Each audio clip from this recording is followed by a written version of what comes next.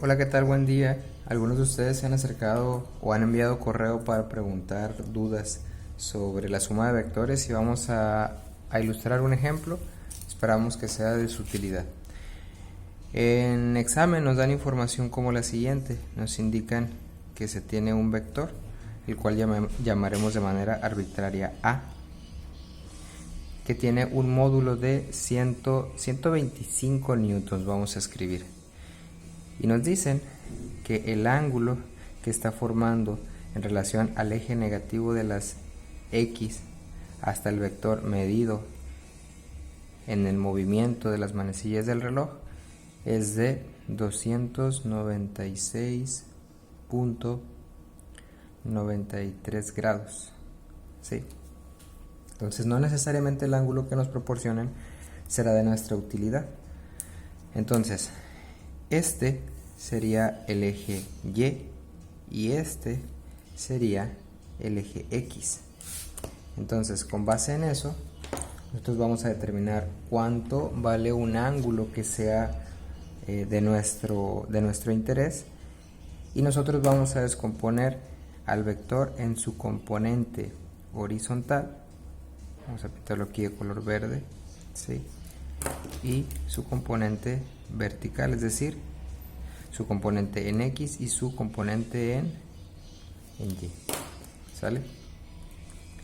Ahora, de una buena vez, la componente en X, notemos, este es el eje X como comentábamos, ¿sí? Está sobre el eje negativo de las X, por lo tanto tendrá signo negativo. Y la componente en Y está sobre el eje negativo de las Y, por lo tanto tendrá signo negativo.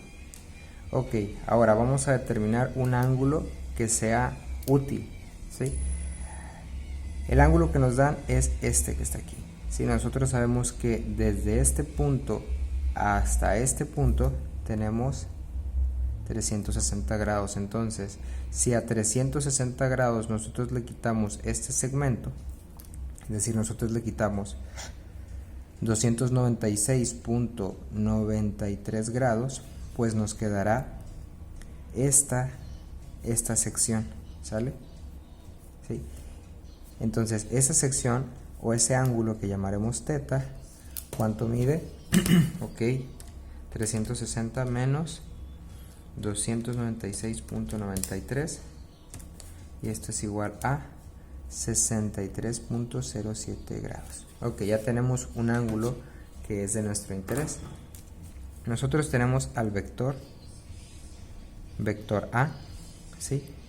Cuyo módulo es de 125 newtons, y el ángulo con el que estaremos trabajando es de 63.07.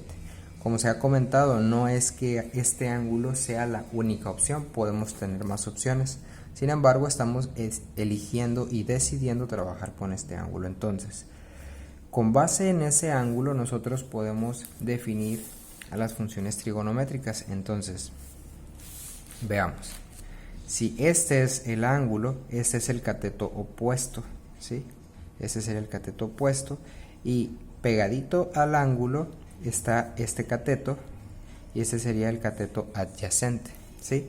Este lado, el más largo, ¿sí? Pues ahí no cabe lugar a la duda, el módulo pues siempre será la hipotenusa.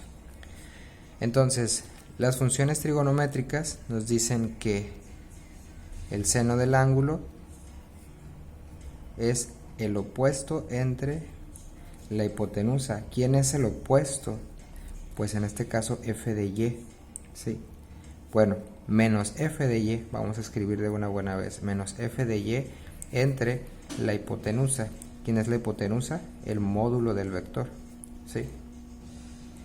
Ahora vamos a despejar a f de y, o vaya, menos f de y.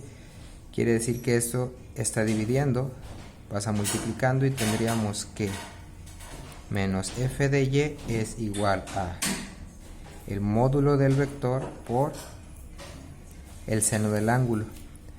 Pasamos el signo negativo al otro lado y nos quedaría simplemente que f de y es igual a menos el módulo del vector por el seno del ángulo. Entonces, Eso en relación a la función seno.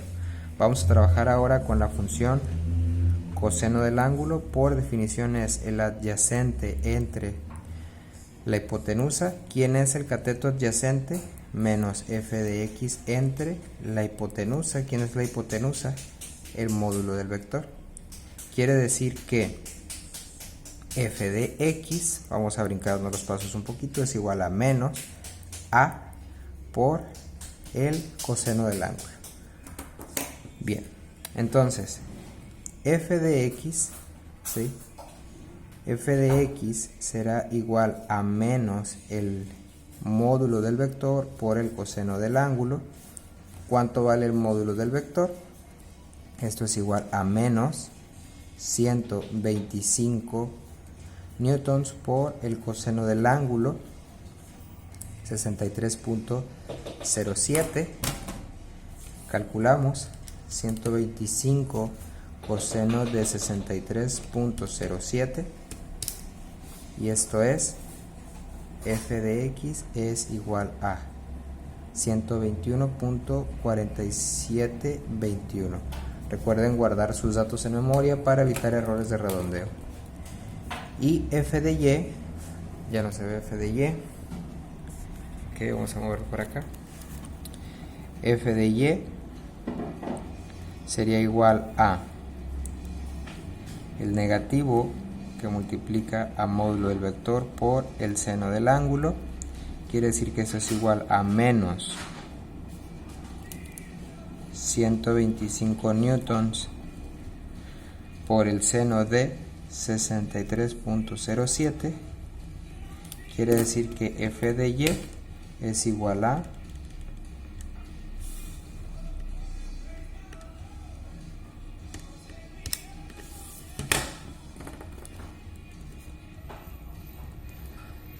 29.4878 newtons. Bien, pues de esta manera estaríamos descomponiendo a este vector en sus componentes horizontal y vertical. Y este procedimiento hay que hacerlo con cada uno de los vectores para finalmente sumar a todas las fuerzas en X y obtener la sumatoria de fuerzas en X y todas las fuerzas en Y para obtener la sumatoria de fuerzas en Y.